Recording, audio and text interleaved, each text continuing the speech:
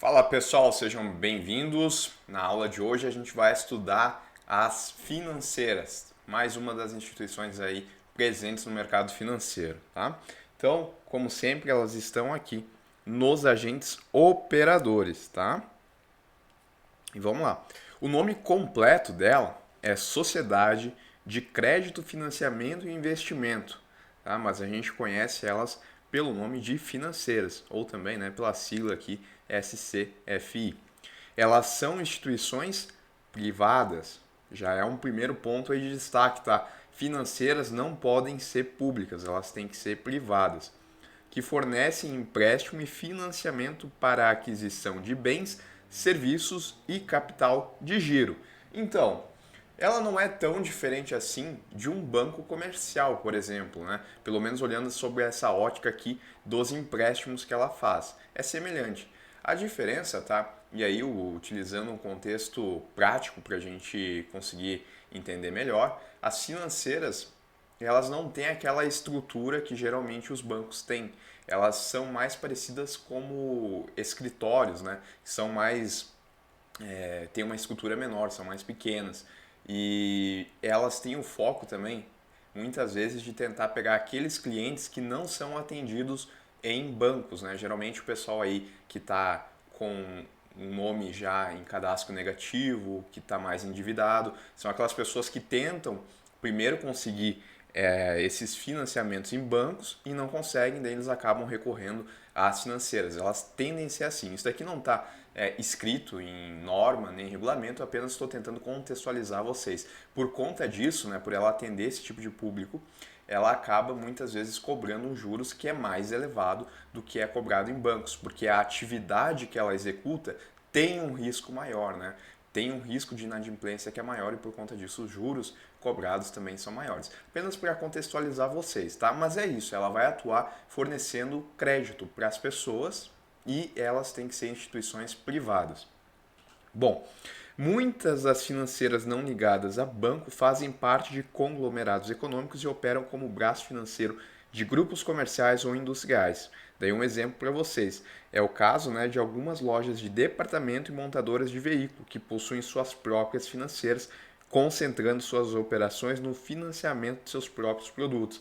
Então, às vezes a pessoa ela vai lá comprar um carro em uma dessas lojas de veículos e a própria loja de veículos ela tem a sua financeira. De novo, tem aquela estrutura de banco lá que atende em diversas cidades, está presente aí em âmbito nacional? Não, né? É apenas, ela só vai fazer o serviço ali, naquela loja de veículos. E ela pode fornecer o crédito para a pessoa que vai comprar o veículo. E daí, por conta disso, muitas vezes ela consegue ter um pouco mais de flexibilidade do que, de novo, se essa pessoa fosse até um banco.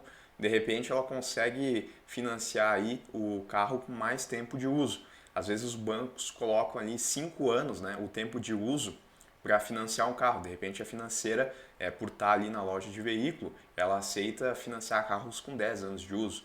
Claro, isso vai depender aí de cada situação específica, mas apenas para vocês entenderem então que elas fogem dessa estrutura muitas vezes bancária, elas estão presentes inclusive em lojas, né? Pode ser o caso aí de uma loja de vestuário, também pode ter uma financeira lá que vai fazer, vai conceder crédito, vai conceder algum tipo de financiamento aí para os seus clientes, tá bom? Bom, as financeiras também podem operar em nichos que não são atendidos pelos conglomerados bancários, principalmente nos empréstimos e financiamentos com características específicas, que é o que eu comentei para vocês, né? Riscos mais elevados, financiamento de veículos usados, convênio com estabelecimentos comerciais. Elas devem ser constituídas sob a forma de sociedade anônima, em cuja denominação social deve constar a expressão crédito, financiamento e investimento. E detalhe importante, tá? Apesar delas não serem um banco propriamente dito, elas são supervisionadas aí pelo Banco Central. E agora a gente vai ver a captação aí de recursos, né? Como é que as financeiras elas captam dinheiro do público? Elas podem fazer através de depósito interfinanceiro, que é quando elas pegam dinheiro com outras instituições financeiras. Elas podem emitir cédulas de depósito bancário, que isso daqui é o famoso depósito a prazo, tá? E cuidado com essa daqui, até deixa um asterisco, porque antigamente as financeiras elas não podiam emitir CDB. Hoje em dia elas podem, então de certa forma é uma novidade e eu acho importante aí vocês lembrarem que CDB, apesar de estar lá no nome Certificado de Depósito Bancário, as financeiras elas podem emitir também, tá? Depósito a prazo com garantia especial, que também é um CDB, só que a garantia ela é maior. Letra de câmbio, que é uma espécie de CDB, só que as financeiras é que emitem. Letra de crédito do agronegócio, que é a LCA, letra financeira.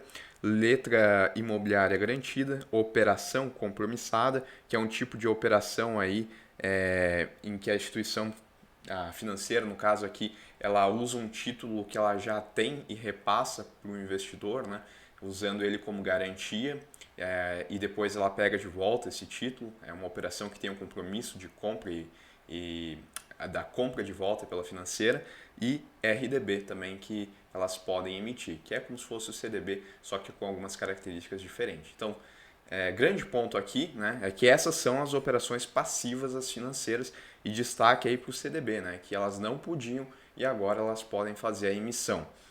Bom, pessoal, a gente trava o vídeo aqui e a gente volta aí para resolver as questões. Até mais.